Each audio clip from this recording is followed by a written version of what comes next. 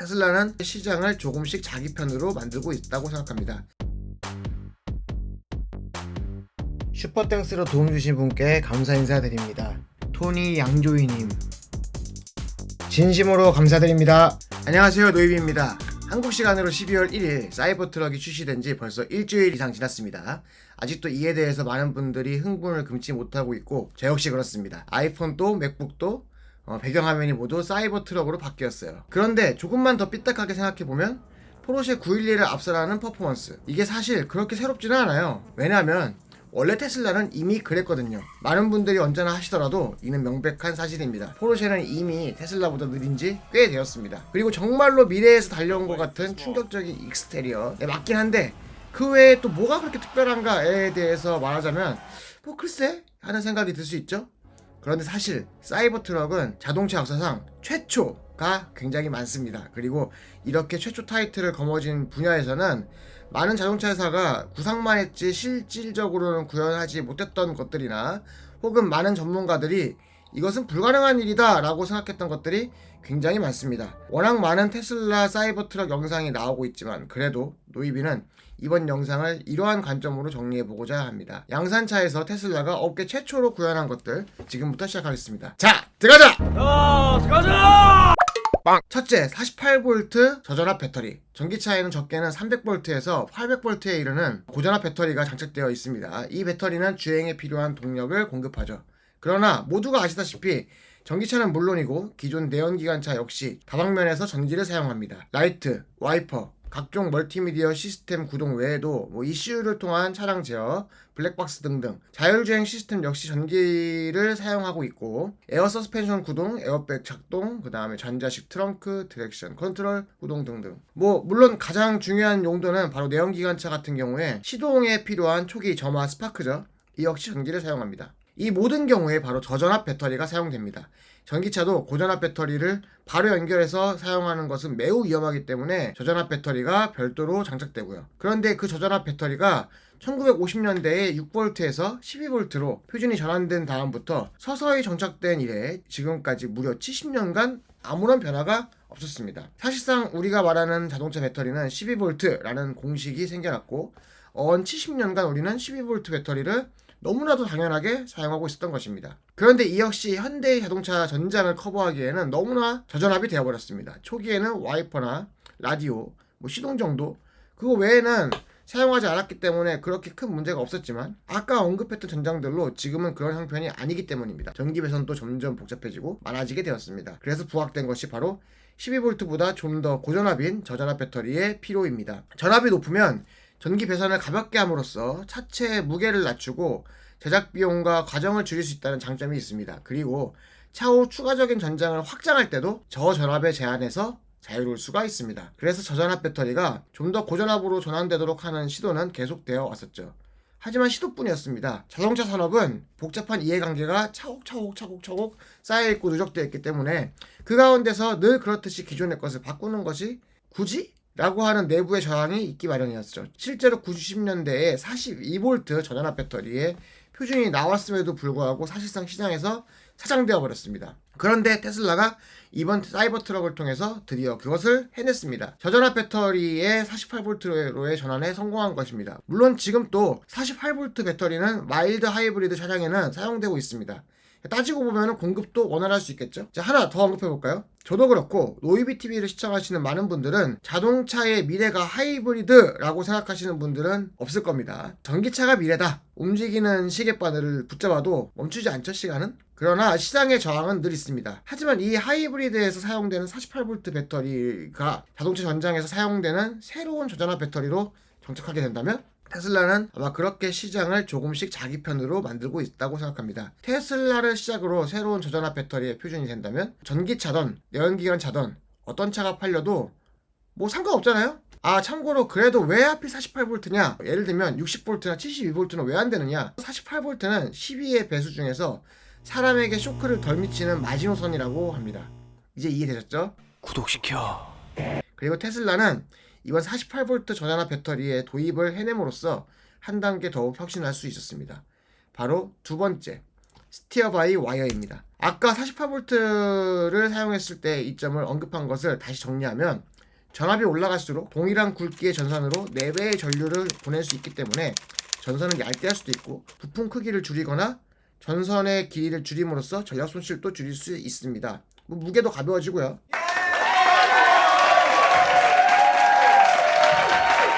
그리고 새로운 전장을 도입할 때 제약에서 자유로울 수 있다라고 제가 분명히 말씀드렸죠. 그래서 스티어 바이 와이어는 테슬라가 이렇게 생긴 여유 전력을 적극적으로 활용한 사례라고 볼 수 있다. 스티어 바이 와이어는 스티어링 휠을 조작하는 경우 그 정도에 따라서 샤프트를 통해서 직접 아날로그로 조타를 하는 전통적인 방식과는 달리 센서가 핸들 조작 각도를 인지하고 조타 모터의 전기 신호를 통해서 방향이 전환할 수 있도록 고안된 시스템입니다. 그래서 단적인 예로 이 전기 신호만 차단하면 스티어링 휠을 돌려도 바퀴가 움직이지 않게 할 수도 있죠. 그리고 이것이 중요한 혁신인 이유를 몇 가지 들어보면, 하나, 핸들을 돌리는 각도를 차량이 실시간으로 커스텀할 수 있다는 것입니다. 실제로 사이버 트럭은 좌우로 180도 정도의 이상을 돌릴 수가 없습니다. 돌릴 필요가 없어요. 근데 그렇게 해도 최대 회전각이 된다는 것입니다. 이로 인해서 핸들 반바퀴만 돌렸음에도 회전 반경은 테슬라 모델 S보다도 적다고 하죠. 그러나 고속주행 시에 핸들을 급격하게 돌릴 필요가 있을까요? 없죠. 그렇기 때문에 운전자가 불편을 느끼지 못하는 선에서 자연스럽게 핸들 타각을 조정할 수 있습니다. 예를 들어 180도만 돌리면 핸들이 팍 꺾이는 게 그대로 고속주행에 적용되면 큰일 나겠죠. 알아서 조정해준다. 운전 피로가 훨씬 줄어들겠죠. 둘, 나아가서 자율주행에도 활용될 수 있기 때문입니다. 현재의 직접 조향 방식은 자율주행으로 인해서 스스로 운전을 할 때도 이에 맞춰서 스티어링 휠이 움직입니다. 지금은 핸들이 같이 움직여주는 것이 오히려 심리적 안정감을 주겠지만, 실제로 완벽한 자율주행이 이뤄진다면 핸들이 자율주행할 때 움직이는 거 굉장히 불편하고 어색한 일이 될 수 있죠. 극단적으로 자율주행을 할 때 핸들이 없어져야 한다, 그런 말이 나오는 판인데 말입니다. 그러니 스티어 바이 와이어는 완전한 자율주행 자동차가 구현됨에 있어 중간 계단으로서 매우 중요하다고 할 수 있죠. 셋, 핸들 위치를 마음대로 바꿀 수 있습니다. 우리가 집에서 콘솔 게임을 컨트롤할 때 이 조이스틱, 게임패드가 작동하는 위치 딱 정해진 게 아니잖아요. 컨트롤러와 콘솔이 전기 신호로 연결이 되어 있기만 하면 내가 어디서 조종하는가는 아무 상관도 없기 때문입니다. 그러니 운전자 핸들이 운전석 외에 다른 곳에 위치해도 상관이 없다는 것이죠. 조수석에 있어도 되고, 2열에 있어도 되고, 3열에 있어도 되고, 극단적으로 트렁크에 있어도 됩니다. 이런 다양한 베리에이션이 가능하다. 차량을 설계함에도 구조적인 제약이 굉장히 줄어들게 됩니다. 자, 그리고 이런 방식의 조향이 안전하게 이루어지려면 기존의 12V보다는 48V 배터리가 훨씬 더 신뢰가 있겠죠. 생각해봅시다. 에어컨에, 음악의 각종 멀티미디어에, 자율주행과 각종 제어 시스템, 세이프티, 어시스트, 그 밖에 등등 여러가지 것들이 전기를 통해서 이루어지고 있는데, 급박하게 움직이는 핸들 조향도 차량의 전기신호로 더해져야 되는 상황이다. 노이비는 이런 스티어 바이 와이어의 혁신이 48V 저전압 배터리 도입으로 인해서 가능하게 되었다라고 강하게 추측합니다. 자, 넷, 부품이 줄어듭니다. 스티어 휠의 움직임을 구동축에 전달하는 샤프트가 있죠. 이 샤프트가 와이어로 전환되기 때문에 혹자는 여기서 어차피 이를 관리하는 ECU가 추가될 것이 아니냐라고 생각할 수도 있지만, 그렇지 않습니다. 노이비의 생각은 전혀 다릅니다. 왜냐하면 바로 통합 ECU가 테슬라가 가장 잘하는 것이기 때문입니다. 길게 이야기하지 않겠습니다. 많은 자동차 전문가들이 이 통합 ECU를 테슬라의 가장 혁신적인 무기라고 얘기하고 있죠. 테슬라의 통합 ECU가 최소 6년 이상 앞섰다 라는 얘기가 불과 몇 년 전에 있었던 이야기인데, 지금 또 통합 ECU에 대해서는 다른 자동차 회사들은 전혀 언급이 안 되기 때문에 격차가 더 들어갔을 거라 생각합니다. 자, 그래서 이거에 대한 경쟁사의 자조 섞인 한타는 이미 유명한 사례입니다. 노이비의 예전 영상을 꼭 한번 참고해 주시기 바랍니다.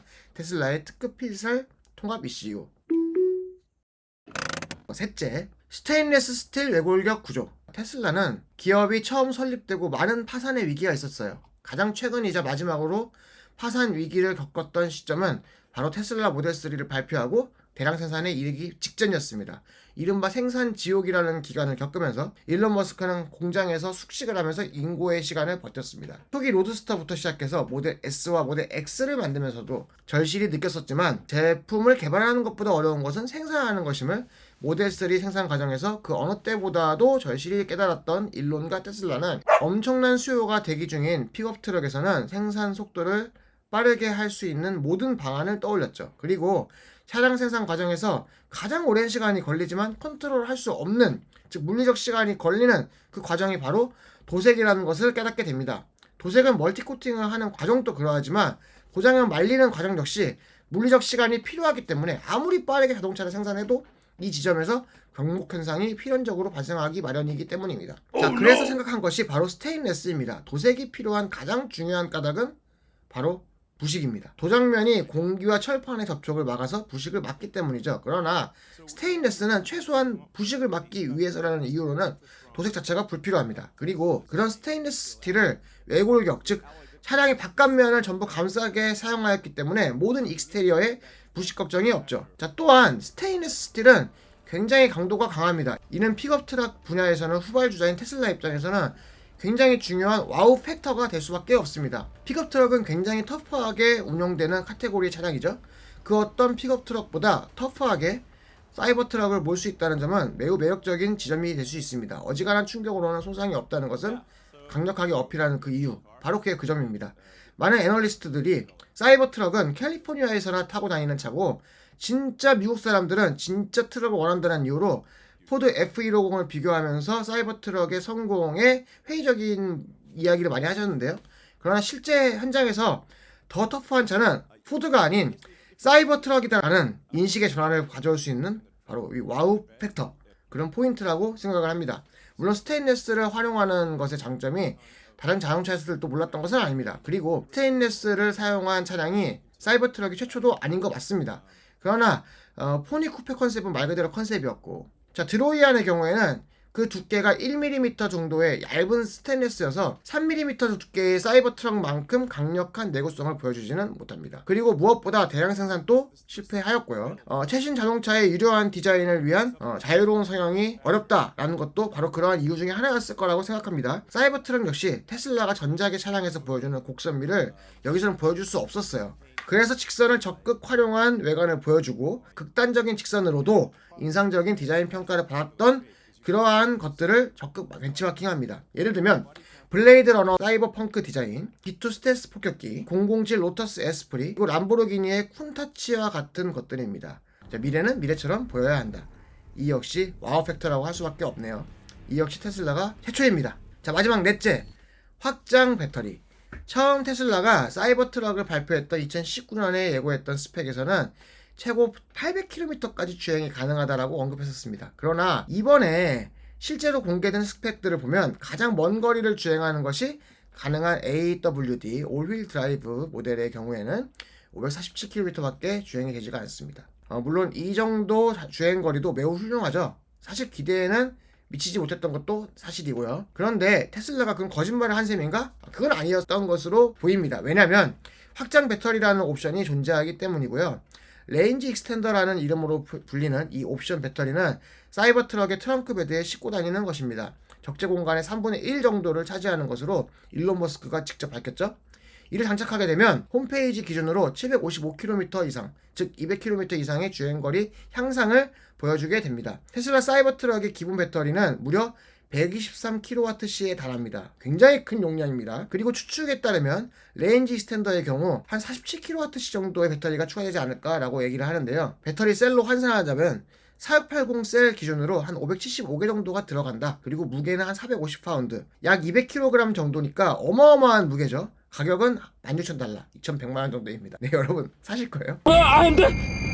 아무리 탈착이 가능한 형태라고 하더라도 200kg의 무게는 쉽게 운반이 가능한 무게가 아닙니다. 게다가 배터리라는 특성상 소중히 다뤄야 하고요. 그리고 사실 아무리 배터리가 늘어나도 그만큼 무게도 늘어나기 때문에 배터리의 증가에 따른 주행거리 향상의 최적 지점은 이미 넘어섰다. 무게가 증가하는 것과 거리가 증가하는 거의 최적 지점이 어떻게 있을까 아닙니까?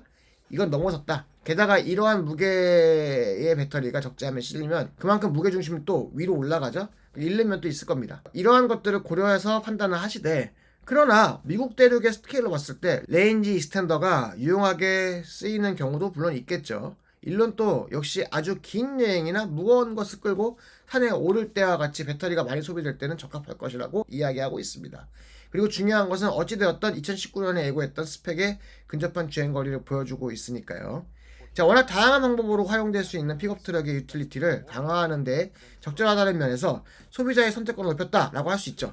근데 시장이 과연 어떻게 판단할 것인가는 지켜봐야 할 것 같습니다. 저의 개인적인 생각으로는 이미 500km 이상의 주행거리로 넘어선 순간부터는 지금과 같은 충전 네트워크가 구축된 상황이라면 대부분의 오너들에게는 그닥 필요하지 않은 옵션인 것 같다라고 생각을 하고요. 그러나 전기차라는 것이 사실 어떻게 운용되는가에 따라서 뭐 고속주행을 하거나 전기를 많이 사용하는 방법으로 운전을 한다면 또 이렇게 극과 극의 전비를 보여주기 때문에 유용하게 쓰이는 분야도 있을 것이라 생각하고요. 그러나 어찌되었든 간에 200kg이 넘는 무게로 봤을 때 이게 쉽게 탈착이 가능하지는 않겠죠? 분명히 리프트 장치가 사용되어야 할 것으로 보이는데 만약에 이를 렌탈 옵션이나 배터리 수압과 같은 방식으로 서비스된다면 어쩌면 그 파급력은 의외로 강력할런지 모르겠습니다.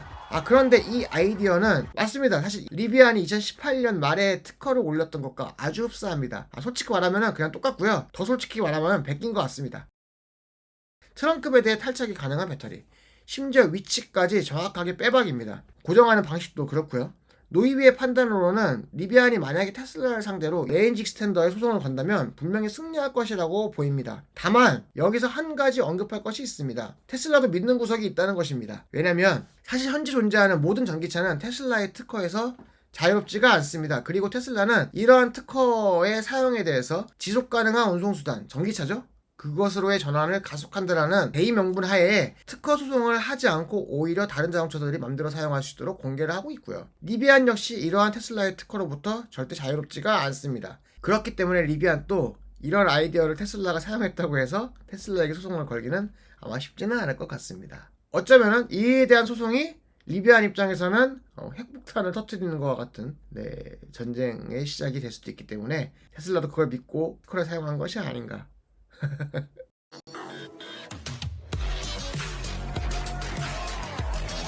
뭐 어쨌든 간에 이를 실제로 양산 전기차에 적용한 것은 사이버 트럭이 최초다. 그리고 이로 인해서 필요한 경우 내연기관차의 1회 주유에 버금가는 최대 주행거리를 확보하게 되었습니다. 네, 맞습니다.